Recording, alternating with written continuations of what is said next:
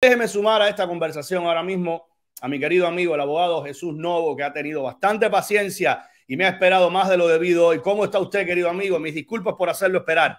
Yo muy bien, ¿cómo estás, Ernesto? Muy bien, fantástico día. Espero que estés disfrutando también del Mundial, ¿no? Tú eres un hombre definitivamente, el juego de hoy hay que verlo. Y tal como tú decías, mira, la realidad, gana el que gane. Croacia ha demostrado ser un gran equipo, ha demostrado tener tremendo talento. Y por supuesto, bueno, Argentina es el equipo que queda de Hispanoamérica. Pero honestamente, gana el que gane, vamos a estar felices. Yo pienso, mi opinión, que el que gane hoy es el campeón. No creo que ni Francia ni Marruecos le pueden ganar al que gane hoy. ¿Te parece? Sí, pues fíjate, yo le voy a Argentina, pero yo creo que Francia, para mí Francia es más fuerte. ¿A ti no? ¿A ti te parece que el que gane de acá es el que puede ganar? No los vi jugando tan bien contra Inglaterra. Contra Inglaterra estuvieron débiles, eso es verdad. Y no sé. Recuerda también que Francia tiene una pila de mercenarios ahí, es un equipo que por lo menos a mí no me da mucho, ¿sabes? No me emociona mucho. No, a mí tampoco, de que son los campeones y todo, ¿sabes? Pero lo que pasa es que tiene mucho talento. Cuando usted tiene tanto talento reunido, pues cualquier cosa puede pasar, ¿no? Jugadores que se sueltan una genialidad en un momento y entonces resuelven el partido. Eso es lo que han hecho, en realidad, ¿no? Ha habido en este Mundial equipos que han sido coralmente mejores, que han tenido un juego mejor. Lo que pasa es que cuando usted tiene el talento acumulado que tiene Francia, lo puede resolver en cualquier momento. Bueno, abogado, vamos a hablar de inmigración y vamos a hablar de algunos casos que me han llamado bastante la atención en los últimos días y que quería consultarlos con usted en vivo y que las personas que nos están viendo lo sepan. Propongo que veamos conjuntamente esta entrevista que le ha hecho el colega y amigo personal mío, Mario Vallejo, de Univisión 23, a el polizón. Usted recordará este polizón que vino en JetBlue, una historia bastante, por lo menos, peculiar, extraña. Muchas personas se preguntan cómo lo pudo lograr. Vamos a ver, él dice algunas cosas de su miedo creíble y cosas que están pasando que yo quiero consultar con usted. Cubano Juniel Cantillo Rodríguez se introdujo en un avión de JetBlue en el Aeropuerto Internacional de La Habana y voló hasta el aeropuerto de Fort Lauderdale como si fuera un pasajero más. En estos momentos vamos a establecer comunicación con él con video. Juniel, cuéntanos, ¿qué te han dicho las autoridades sobre el asilo político? La autoridad lo que me han informado es que se negó en la última corte que yo tuve, el juez negó el asilo a partir de que ellos consideran que no existían pruebas suficientes para otorgarme un asilo político en los Estados Unidos. A ver, quiero comenzar por aquí, abogado. Voy a ir poniendo otros fragmentos, pero quiero comenzar por aquí. Su consideración al respecto, ¿qué le parece esta historia y qué le parece esta decisión de la Corte por el momento de negarle la solicitud? Ernesto, la realidad es que todo el que viene a los Estados Unidos y no viene con una visa o no viene, tú sabes, no viene como un refugiado ya autorizado por la embajada del país donde viene, en este caso Cuba, pues bueno, tiene que llegar aquí y probar entonces que es un refugiado. Y para probar que es un refugiado tienes que aplicar para tu asilo político y mostrar que tienes elementos para ese asilo político.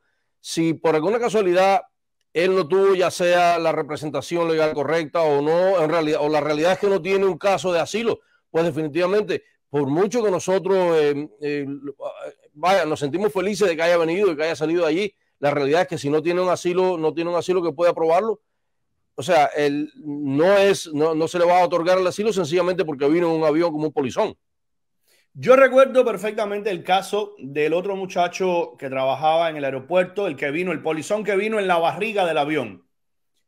Y recuerdo a la perfección que el caso de él, yo lo seguí, el caso de él lo ganó el abogado que lo estuvo representando. Y bueno, él pudo ganarlo basándose en que iba a enfrentar represalias graves si regresaba a Cuba porque trabajaba en el aeropuerto.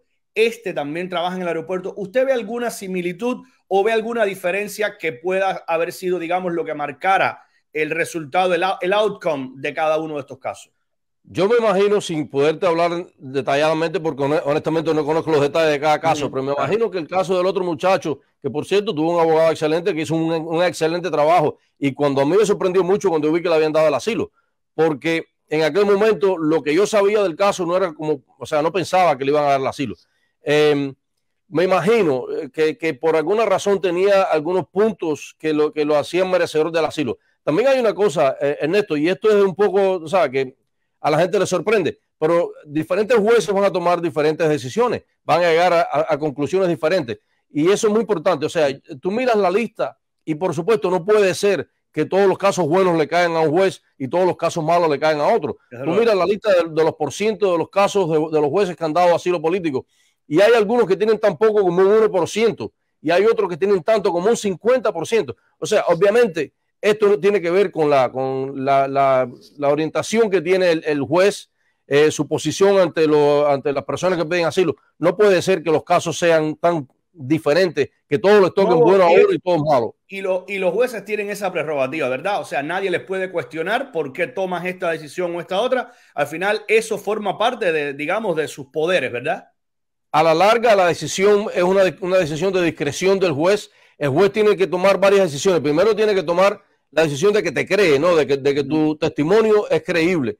Y después que él determina que tu testimonio es creíble, lo que tú le has dicho cumple con las leyes del asilo, o sea, que cumple, te califica a ti como un asilado, como un refugiado. De lo contrario, él determina que no. Y de nuevo, y lo último, que es la parte más difícil, es que tiene que ejercer su discreción y decir, yo como juez determino que te voy a dar el asilo.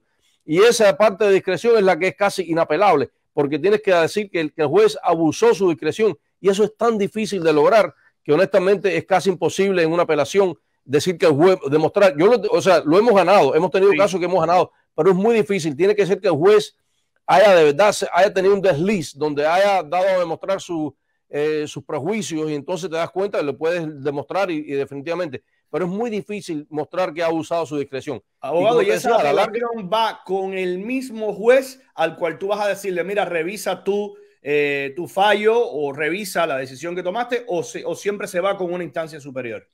La apelación inicial va a la Junta de Apelaciones de Inmigración, lo que se llama el Board of Immigration Appeals, que está en Virginia.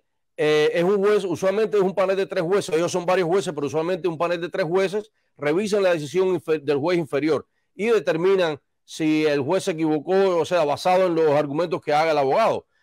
Si esa decisión después también es negativa, o sea, reafirma la decisión del juez, uno puede aplicar una apelación a la Corte Federal.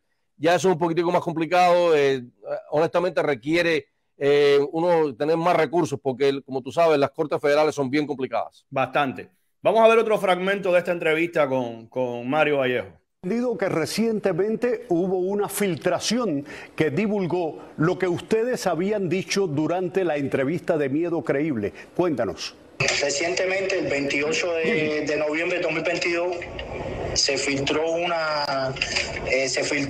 la página web de ICE información que contenía nombre, número de extranjero, fecha de nacimiento, países de destino, centros de detención y la información que se había aportado por todos los detenidos que estaban bajo custodia de ICE en el Miedo Creíble. Es decir, todo lo que se dio en el Miedo Creíble se filtró en ese documento que accidentalmente, según dicen ellos, se divulgó en su sitio web. O sea, ¿en qué problema se ha metido ICE con esto? Ya ustedes han tenido, me imagino, casos de personas que los han llamado consultándoles qué pueden hacer porque sus nombres estaban ahí. No solo hemos tenido casos de que nos han preguntado, estamos representando hasta ahora, hasta la cuenta que yo veo, 5 personas. Y por supuesto esto va a aumentar porque hay 17 que han transferido de la corte, del centro de detención de Texas al centro de detención de aquí de Plantation, el Broward Transitional Center.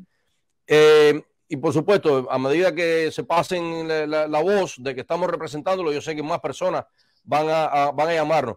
Pero sí, definitivamente esto ahora agrega un punto más a esa petición de asilo, porque definitivamente el gobierno cubano ahora sabe todo lo que ellos dijeron. Están al tanto y todos sabemos que si los devuelven a Cuba van a enfrentar represalias, van a empezar represión. O sea, eso es, y por supuesto, eso es un punto más que podemos alegar ahora a la hora de hacer una aplicación para asilo.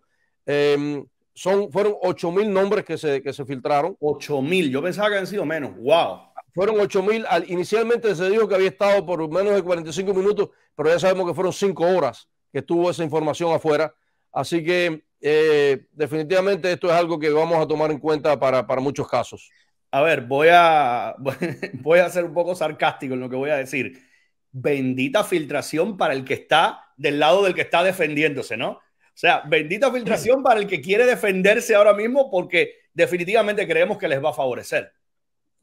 Sin duda les va a favorecer por dos cosas. Primero, yo me imagino que ahora el gobierno tiene un sentimiento de culpabilidad increíble porque sabe que le han dado información a los perseguidores, o por lo menos, ¿sabes?, lo que ellos alegan que los han perseguido. Por lo tanto, ese sentimiento de culpabilidad yo pienso que les va a dar beneficio a estas personas que están dentro de esta lista de los nombres filtrados. Así que sí, definitivamente ha sido una bendición para ellos. Yo pienso que a la larga van a tener beneficios por este tipo de filtración. Mi última pregunta para usted, abogado, para no abusar de su generosidad y de su tiempo. Yo quiero que me le explique a las personas que nos están viendo ahora mismo la diferencia entre el proceso que se hace para pasar el miedo creíble y el proceso que se hace para ganar el caso de asilo. ¿Por qué le digo esto? Porque muchas personas creen, muchas personas dan por sentado, ya asumen básicamente que pasar la entrevista de miedo creíble significa que ya tú tienes prácticamente ganado el caso de asilo. Y no importa cuánto nosotros expliquemos la distancia tan grande que hay entre una cosa y otra, siempre hay muchas dudas al respecto. Me gustaría que un especialista lo clarificara una vez más. Ernesto, esto tiene que ver con el estándar de prueba. El estándar de prueba del miedo creíble es muy, muy bajo. Es una cosa, lo único que tienes que mostrar es que has sido perseguido, que tú tienes miedo creíble, o sea, que eres una persona que tu testimonio va a ser creíble al investigador y que has demostrado que tienes miedo de regresar a tu país. Eso es todo lo que tienes que demostrar. O sea, es bien bajo. Si tú dices, yo vengo a trabajar, no has demostrado miedo. Eso obviamente vas a fallar tu miedo creíble. Ahora, si tú dices, tengo miedo que el gobierno cubano me meta en la cárcel porque yo estoy en contra de la política del comunismo, eso ya automáticamente, porque como te digo, es bien bajo. Sin embargo, para probar un asilo, tú tienes que probar que eres un refugiado, y un refugiado se define como una persona que ha sufrido persecución por razón de su nacionalidad, género, opinión política, pertenencia a un grupo específico o religión. Son 5 elementos que tú tienes que probar que has sido perseguido, que has sufrido persecución por eso, o que tienes un miedo razonable de que vas a sufrir persecución en el futuro basado en esos factores. O sea, el estándar es mucho más alto. No es fácil probar un asilo. El asilo es difícil probarlo solamente porque te hayan llamado a ti ahora a una oficina del DTI. Eso no quiere decir que tú eres un refugiado. O sea, tú tienes un miedo, sí. Además, hay un factor subjetivo y un factor objetivo. O sea, el factor subjetivo es tu miedo. Tú temes que te vayan a perseguir, pero tiene que haber habilidad del gobierno de perseguirte y tiene que haber decisión, o sea, voluntad de que el gobierno quiera perseguirte a ti por la razón que sea. Si no se prueba que el gobierno te quiere perseguir, pues entonces no eres un refugiado. Se cumplió la parte subjetiva tuya de que tú tienes miedo, pero la parte objetiva de la posibilidad y la decisión y el deseo que tiene el gobierno de hacerlo no se ha cumplido. O sea, por lo tanto, ese estándar es mucho más alto. Es más difícil probarlo. Miedo creíble muy bajo. El asilo es bastante alto. Muy, muy interesante y muy puntual esa precisión. Yo puedo decir ahora mismo que yo tengo miedo que una tribu con cerbatanas en el medio del Amazonas me persiga y me mate y me van a decir, ay, qué probabilidad hay de que eso ocurra, ¿no? O sea, exacto. No te vamos a discutir que le tienes miedo a eso, ¿no? El temor es algo muy subjetivo. Hay personas que le tienen miedo a... Yo tengo una amiga, por ejemplo, que le tiene miedo a los pollitos. Estos pollitos pequeñitos, amarillitos, que los vemos como... Ella le ha tenido miedo porque cuando era pequeñita, un pollito de esos le picó, creo que cerca de la cara, y hubo una laraca en la familia. Y ella me dice, yo tengo un trauma con los pollos. Yo le digo, pero hasta los pollitos pequeñitos. Me dice, sí, yo les tengo miedo. Entonces, imagínate, es muy subjetivo a que usted le tiene miedo. Ahora, lo que acabas de explicar, y eso me parece fenomenal, una última precisión, y sé que era la pregunta anterior a la última, pero es un buen punto esto que le voy a preguntar. Gracias por su generosidad, abogado, que ya lo veo. Estamos aquí para eso, Ernesto. Sí, no te preocupes. Muchísimas gracias. La última pregunta que le quiero hacer, las pruebas. Hay muchas personas que me dicen, yo traigo pruebas, yo tengo pruebas de citaciones policiales, yo tengo pruebas, y siempre me preguntan lo mismo, y le confieso que ahí los remito a ustedes, ¿no? A los abogados. Digo, no sé decirte. Eso debe la persona presentarlo en la entrevista de miedo creíble, debe decirle al oficial, mira, yo tengo esto, o solamente el testimonio, y debe guardar esas pruebas para el caso de asilo. No, o sea, el miedo creíble es importante pasarlo porque si pasa el miedo creíble tienes grandes posibilidades de que te suelten con un parol. Yo pienso que sí, si tienes pruebas debes mostrarlas. Honestamente, las entrevistas de miedo creíble son muy cortas y muy rápidas. y ahora mismo la están haciendo por teléfono, o sea que no vas a tener la oportunidad de entregarle ningún tipo de documentación al oficial. Okay. Pero si tienes la posibilidad, yo pienso que la debes enseñar, la debes mostrar. ¿Por qué? Porque primero te va a dar la oportunidad de ser consistente en tu testimonio en el futuro cuando vayas a aplicar para el asilo. Por lo tanto, o sea, has demostrado que sí es cierto eso, ¿no? Vas a ser más creíble.